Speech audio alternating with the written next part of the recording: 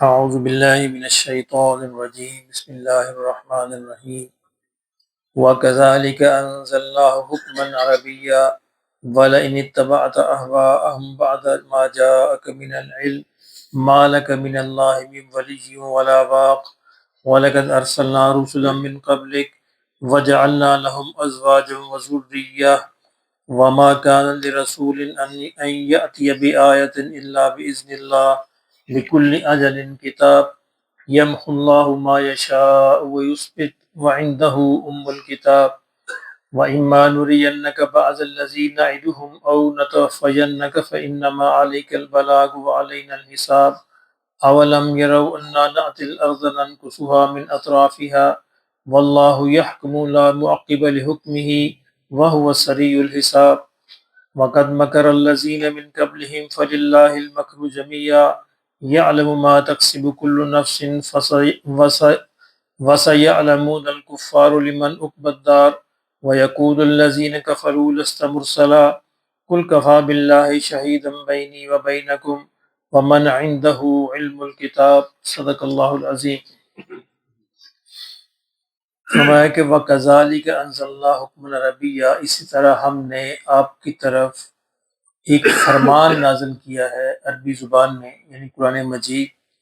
وَلَئِنِ اتَّبَعْتَ أَهْوَاءَهُمْ بَعْدَ مَا جَاءَكَ مِنَ الْعِلْمِ، اور اگر اس علم کے، اس قطعی علم کے حق آ جانے کے بعد بھی آپ نے پیروی کی اپنی خواہشات کی یا کافروں کی خواہشات کی، مَا لَكَ مِنَ اللَّهِ مِن وَلِيٍّ وَلَا وَاقٍ، تو اللہ کے پاس آپ کوئی بھی مددگار اور بچانے والا نہیں پائیں گے۔ جس میں خطاب تو نبی صلی اللہ علیہ وسلم کو ہے، لیکن مقصود کافروں کو کہنا ہے۔ یہ اس طرح کا اسلوب اس لیے اختیار کیا جاتا ہے کہ اللہ ان سے براہ راست بات بھی نہیں کرنا چاہتا، یہ نفرت کی ایک علامت ہوتی ہے۔ تو خطاب نبی صلی اللہ علیہ وسلم سے کیا جاتا ہے، سنایا اصل میں دوسروں کو جاتا ہے کہ دیکھیں جو اللہ اپنے رسول کو یہ کہہ سکتا ہے، تم کس کھاتے کے اندر ہو، تمہاری تو حیثیت ہی کوئی نہیں ہے، اس لیے تم سے لازمی اللہ پوچھے گا اگر تم نے اپنی خواہشات کی پیروی کی، اور قیامت کا دن تمہیں کوئی بچانے والا اور مددگار اللہ کے سوا نہیں ہوگا۔ وَلَقَدْ أَرْسَلْنَا رُسُلًا مِّن قَبْلِكَ، فرمایا کہ ہم نے آپ سے پہلے جو بھی رسول نازل فرمائے ہے۔ ایک بہت بڑا اعتراض کافروں کا یہ تھا، ان کے ذہن کا اشکال ہمیشہ سے یہ رہا تھا کہ رسول انسان، کوئی رسول کیسے ہو سکتا ہے، رسول کو تو انسان نہیں ہونا چاہیے، کوئی ماورا کو اور چیز ہونی چاہیے تو وہ رسول بنے۔ تو اللہ نے فرمایا کہ آپ سے پہلے بھی ہم نے جتنے رسول بھیجے ہیں انسان ہی بھیجے ہیں، یعنی ایسا نہیں ہوتا۔ وَجَعَلْنَا لَهُمْ أَزْوَاجًا وَذُرِّيَّةً، ان کی بھی بیویاں تھیں، ان کے بھی بچے تھے، کیونکہ یہ ضروری تھا کہ رسول ہم بھیجتے ہیں ایک رول ماڈل کے طور پر، رسول کی اتباع کرنی ہوتی ہے۔ اگر فرشتے رسول ہوں یا جنات رسول ہوں تو انسان ان کی اتباع نہیں کر سکتے، کیونکہ انسانوں کی ضروریات اور ہیں، انسانوں کے مسائل اور ہیں، تو اس لیے رسول بھی انسانوں ہی میں سے ہونا چاہیے تاکہ وہ رول ماڈل بنے، لوگوں کے لیے ایک مثال بنے اور لوگ اس کی پیروی کریں۔ اس لیے فرمایا ان کا یہ اعتراض بالکل بے جا ہے، آپ سے پہلے بھی ہم نے جتنے رسول بھیجے ہیں وہ سارے کے سارے انسان تھے، ان کی بیویاں بھی تھیں، ان کے بچے بھی تھے۔ وما کان لرسول ان یاتی بآیۃ الا باذن اللہ، فرمایا کسی رسول کے اختیار میں نہیں ہے کہ وہ اپنی مرضی سے ایک آیت بھی لے آئے۔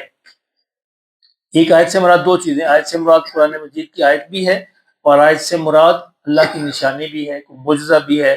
میں اللہ کے حکم کے بغیر رسول جو ایک معجزہ یا قرآن کی ایک آیت بھی نہیں لا سکتے، کہ جب اللہ چاہے جس طرح چاہے ویسے ہی ہوتا ہے۔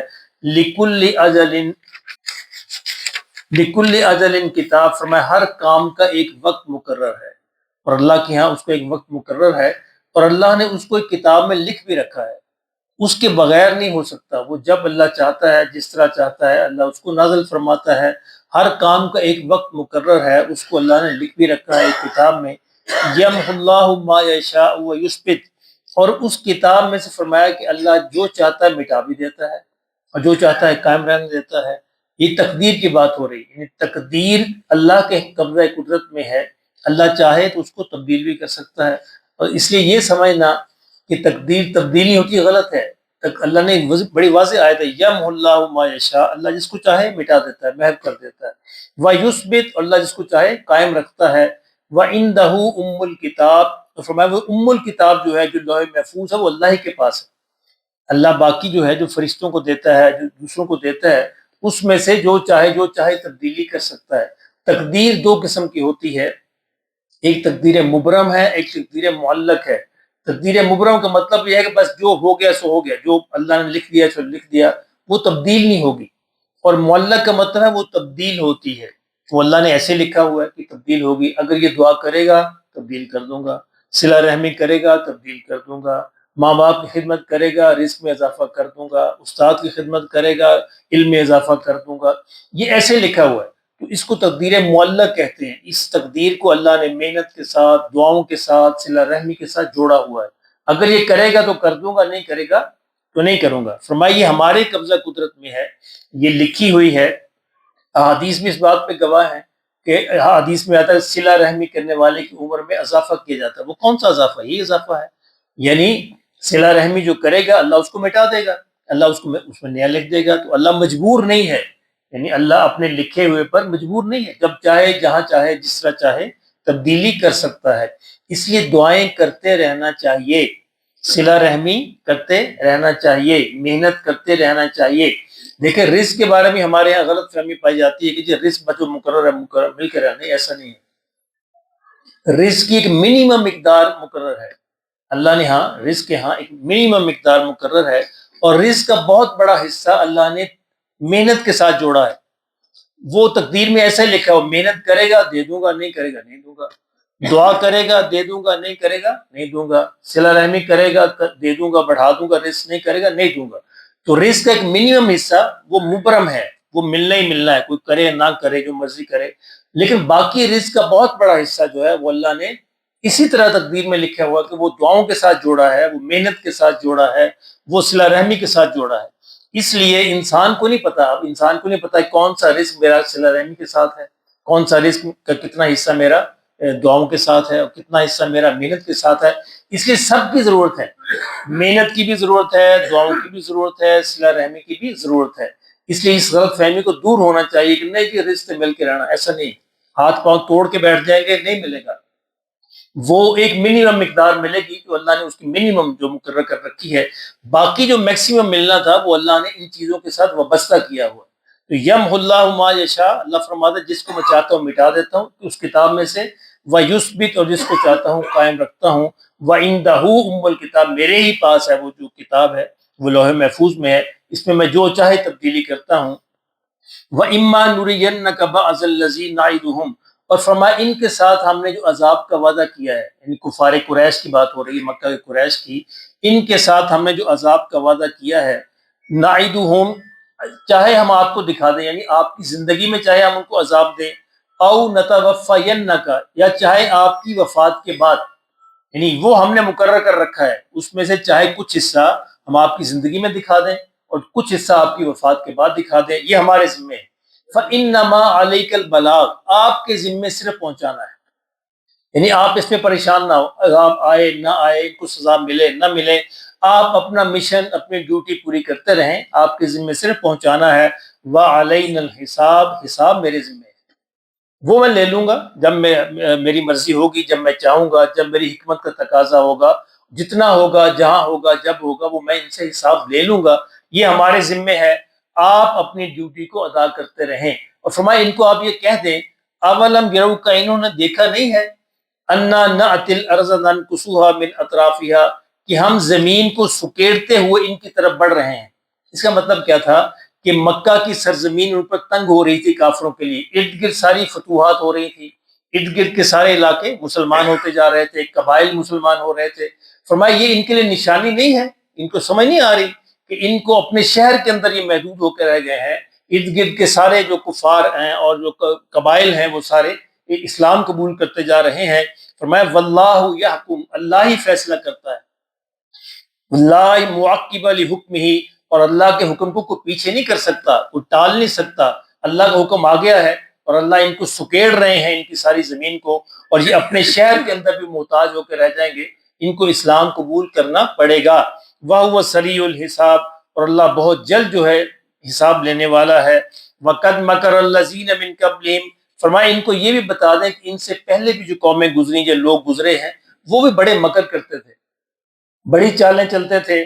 فَلِلَّهِ الْمَكْرُ جَمِيعًا، فرمایا اللہ ہی کے لیے ہے ساری تدبیریں، اللہ کے آگے کسی کی تدبیر نہیں چل سکتی۔ اللہ تدبیر کرنے پہ آئے تو ان کی ساری چالیں بیکار رہ جائیں گی۔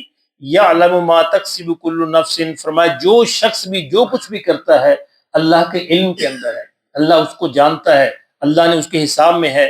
وَسَيَعْلَمُ الْكُفَّارُ لِمَنْ عُقْبَى الدَّارِ، اور ان قریب یہ کفار یہ جان لیں گے کہ اچھا انجام کن کے لیے ہے، آخرت کا اچھا گھر جو ہے وہ کن کے لیے ہے۔ وَيَقُولُ الَّذِينَ كَفَرُوا لَسْتَ مُرْسَلًا، اور فرمایا آپ سے یہ کہتے ہیں یہ کافر کہ آپ تو رسول نہیں ہیں۔ فرمایا آپ ان سے کہہ دیجئے، کل آپ ان سے فرما دیجئے، کفا باللہ شہیدم بینی و بینکم، کہ میرے لیے اللہ ہی گواہ کافی ہے، تمہارے کہنے کا میں محتاج نہیں ہوں، تم مانو مجھے یا نہ مانو رسول کے طور پر، اللہ کی گواہی میرے اور تمہارے درمیان کافی ہے۔ ومن عنده علم الکتاب، اور وہ جو کتاب کا علم رکھتے ہیں، جو اہل کتاب جو ایمان والے ہیں جو صحیح علم رکھتے ہیں، ان کی گواہی بھی کافی ہے، اور وہ بھی یہ جانتے ہیں کہ میں اللہ کا رسول ہوں۔ اس کے ساتھ ہی سورہ رات کا یعنی ختم ہوئی، تو آپ نے دیکھا کہ اس میں 3 میسج بڑے کلیئر تھے۔